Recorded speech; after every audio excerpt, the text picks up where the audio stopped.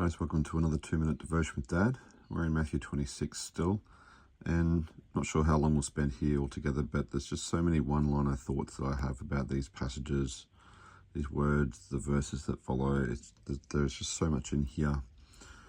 Everything is just coming together for Jesus, not as far as the plan goes, but just everything that he talked of and predicted and spoke of.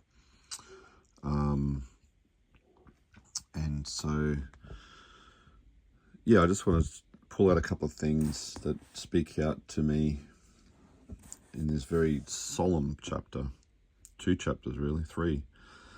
So Jesus is arrested, and one of the people grabs the sword and strikes the high priest's slave and cuts off his ear. Jesus said, "Put away your sword. Those who use the sword will die by the sword." And the part of here, don't you realize that I could ask my Father for thousands of angels to protect us, and he would send them instantly? And Jesus just pointed out what probably no one realized, that he wasn't alone. He was definitely not alone, even though the chapter suggests he was deserted by, he said down here, all his disciples deserted and fled. So even though it suggests that this is his moment of loneliness and being left to himself for these people, God was with him, and he was not alone. And the part I love here, this little asterisk, thousands of angels. In the Greek, 12 legions of angels, a legion each. And because don't forget, there were 12 of them there, 11 disciples now, and Jesus. And basically Jesus was indicating that, you know what, we could have a legion of soldiers each if we wanted,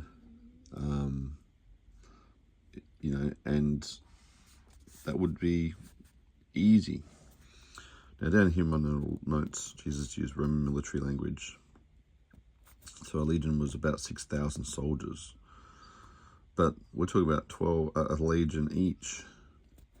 So, I think it's just symbolic that he used that number, one for each person, to say, look, there is so much protection here if I wanted it, but I don't. This is what I need to do. Once again, highlights his resolution to go through with what he had decided to do.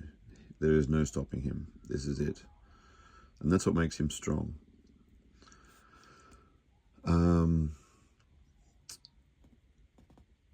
But he said all of this is happening to fulfill the words that the prophets are recorded in the scriptures. And I believe it's like, even in my notes, it says it's not clear which of the scriptures that he's talking about. But Isaiah 53 is the scripture that comes to mind. And I think a lot of people refer to this. So I'm not going to read the whole thing, but it's one of the most, one of the saddest passages you'll read in Isaiah, I guess, because it talks directly of him. It was... it's all here.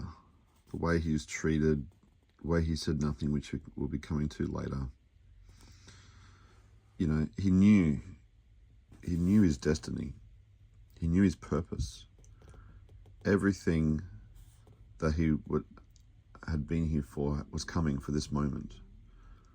And even though, humanly speaking, it was the most horrible, embarrassing time, being falsely accused and just having everything heaped up against him, I wonder if inwardly he was saying, yeah, this is why I'm here.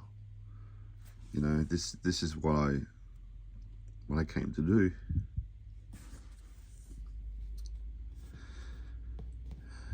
And he did it for us.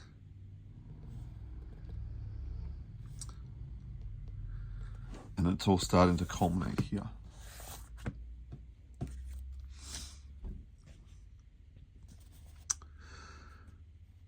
And they just didn't get it. All the guys just had no idea.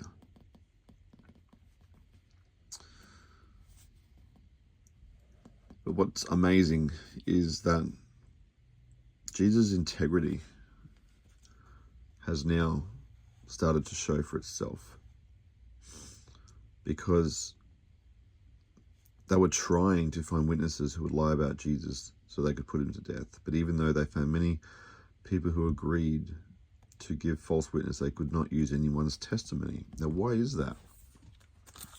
Because in Mark, it actually gives him a little bit more of an insight into this.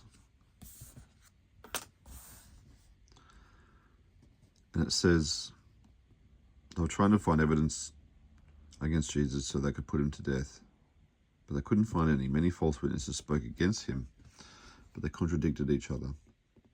Finally, some men stood up and gave this false testimony. We heard him say, we will destroy his temple made with human hands, and in 3 days I will build another made without human hands. But even they couldn't get their story straight. And it was actually, ironically, Jesus' own words that they had to use against him. They were words of truth, but even then they twisted them. Well, aren't you going to answer these charges? What do you have to say for yourself? But he was silent. Then he said, are you the Messiah, the Son of the Blessed One? Jesus said, I am. And don't forget, this is the I am that he used in Exodus when the Lord revealed himself to Moses. The same format, the same I am, that I am type statement. And for a person, a human, to use those words, that's why they said, you know what, that's blasphemy. Because they still didn't recognize Jesus' sovereignty. They were trying him as a man. That's why he tore his clothing in horror, saying, why do we need other witnesses? You have heard all of his testimony. Blasphemy. Guilty. So they could not use any person's testimony against him because of his integrity. Everything he did and said backed itself up. And that's our challenge today. That if we are accused of something, our actions or our past, our history will actually defend us. Should be able to defend us. Because no one will say, actually, that's, or people will be forced to say, that's not right. Like, that's not what I remember. That's not what I've experienced. And even when people lie, they will be like, you know what? It doesn't add up. And Jesus, his own words, what he had to, what the people had to use, because his actions spoke for themselves through the false testimonies, because the false testimonies just didn't line up. And my challenge for me is to live a life of integrity, is to conduct ourselves in such a way that nobody can accuse us truthfully and have cause for our demise. Because I love it here, Jesus remained silent, and then he said, the priest said to him, I demand in the name of living God, tell us if you are the Messiah, the Son of God. So it was literally the name of God that caused him to speak. And because he knew he didn't have to answer people, but he was still accountable to God, and he was still respectful to these people, and he was still truthful to his cause and everything that he'd said the whole time. So anyway, this is going on a bit long now, but I just wanted to point out a couple of things, because this is where the rubber hits the road. And Jesus knew it. He's been waiting for this for 33 years. And finally it's here. But he had built up his legacy. He had built up his backstory for 33 years to this moment.